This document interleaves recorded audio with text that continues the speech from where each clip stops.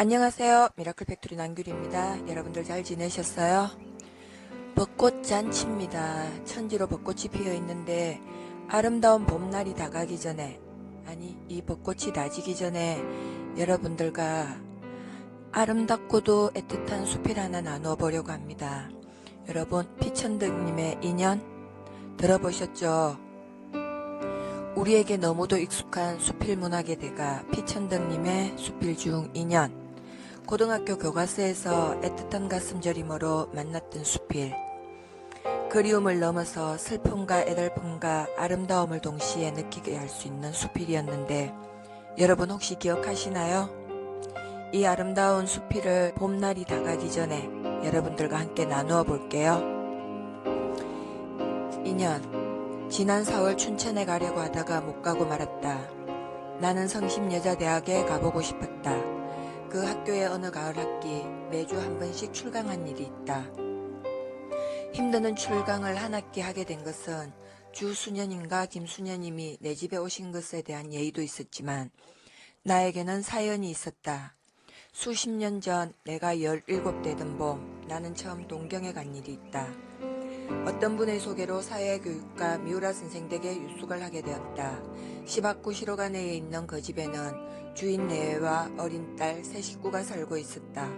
하녀도 스승도 없었다. 눈이 예쁘고 웃는 얼굴을 하는 아사코는 처음부터 나를 오빠같이 따랐다.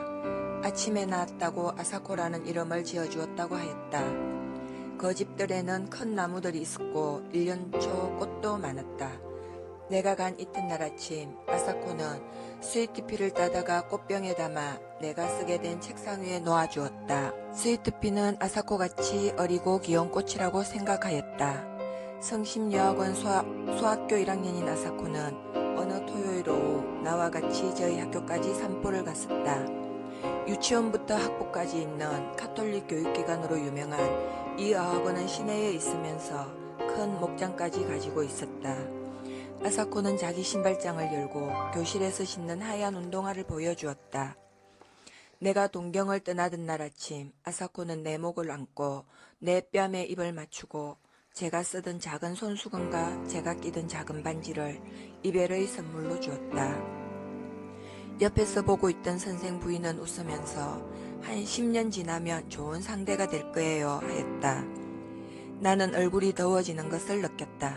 나는 아사코에게 안드레센의 동화책을 주었다. 거후 10년이 지나고 3, 4년이 더 지났다. 그동안 나는 초등학교 1학년 같은 예쁜 여자아이를 보면 아사코 생각을 하였다. 내가 두 번째 동경에 갔던 것도 4월이었다. 동경역 가까운 데 여간을 정하고 즉시 미우라댁을 찾아갔다. 아사코는 어느덧 청순하고 세련돼 보이는 영양이 되어 있었다. 거짓 마당에 피어있는 목련꽃과도 같이. 그때 그는 성심여학원 영문과 3학년이었다. 나는 좀 서먹서먹했으나 아사코는 나와의 재회를 기뻐하는 것 같았다. 아버지 어머니가 가끔 내 말을 해서 나의 존재를 기억하고 있었나 보다. 그날도 토요일이었다. 저녁 먹기 전에 같이 산책을 나갔다. 그리고 계획하지 않은 발걸음은 성심여학원 쪽으로 옮겨져 갔다. 캠퍼스를 두루 거닐다가 돌아올 무렵 나는 아사코 신발장은 어디 있느냐고 물어보았다. 그는 무슨 말인가 하고 나를 쳐다보다가 교실에는 구두를 벗지 않고 그냥 들어간다고 하였다. 그리고는 갑자기 뛰어가서 그날 잊어버리고 교실에 두고 온 우산을 가지고 왔다. 지금도 나는 여자 우산을 볼 때면 연두색이 고왔던 그 우산을 연상한다. 셀브로의 우산이라는 영화를 내가 그렇게 좋아한 것도 아사코의 우산 때문인가 한다. 아사코와 나는 밤늦게까지 문학 이야기를 하다가 가벼운 악수를 하고 헤어졌다. 새로 출판된 버지니아 울퍼의 소설 세월에 대해서도 이야기한 것 같다. 그 후 또 10여 년이 지났다. 그동안 제2차 세계대전이 있었고 우리나라가 해방이 되고 또 한국전쟁이 있었다. 나는 어쩌다 아사코 생각을 하곤 했다. 결혼은 하였을 것이요. 전쟁통에 어찌나 되지나 않았나. 남편이 전사하지나 않았나. 하고 별별 생각을 다 하였다. 1954년 처음 미국 가던 길에 나는 동경을 들러 미우라댁을 찾아갔다. 뜻밖의 그 동네가 고스란히 그대로 남아 있었다. 그리고 미우라 선생네는 아직도 그 집에서 살고 있었다. 선생 내외부는 흥분된 얼굴로 나를 맞이하였다. 그리고 한국이 독립이 돼서 무엇보다도 잘됐다고 치하를 하였다. 아사코는 전쟁이 끝난 후 메가드 사령부에서 번역일을 하고 있다가 거기서 만난 일본인 이세와 결혼을 하고 따로 나서 산다는 것이었다. 아사코가 전쟁 미망인지 되지 않은 것은 다행이었다. 그러나 이세와 결혼하였다는 것이 마음에 걸렸다. 만나고 싶다고 그랬더니 어머니가 아사코의 집으로 안내해 주었다. 뾰족 지붕에 뾰족 창문들이 있는 작은 집이었다. 20여 년 전 내가 아사코에게 준 동화책 끝장에 있는 집도 이런 집이었다.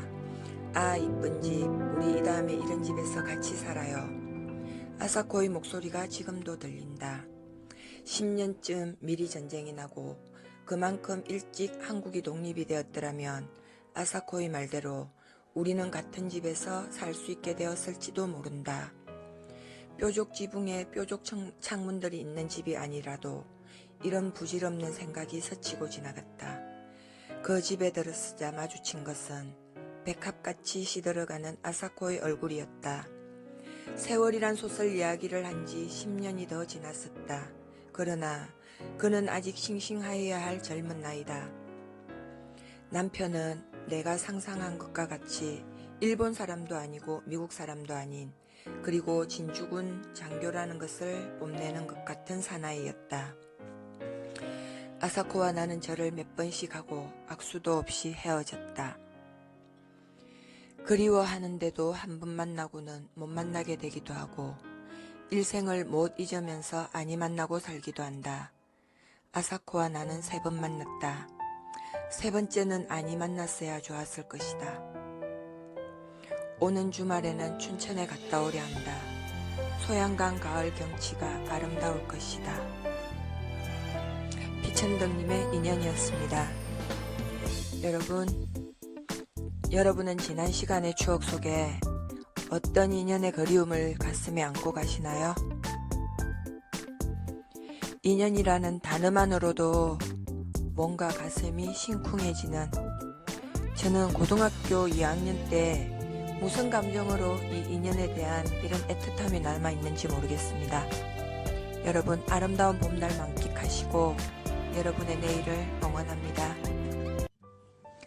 그리워하는데도 한 번 만나고는 못 만나게 되기도 하고 일생을 못 잊으면서도 아니 만나고 살기도 한다. 아사코와 나는 3번 만났다. 3번째는 아니 만났어야 좋았을 것이다. 오는 주말에는 춘천에 갔다 오려고 한다. 소양강 가을 경치가 아름다울 것이다. 여러분 오늘 영상이 여러분들에게 도움이 되셨나요? 그러면 오른쪽 구독 버튼 꾹, 왼쪽에 추천 영상 있어요. 꼭 한번 보세요. 안녕.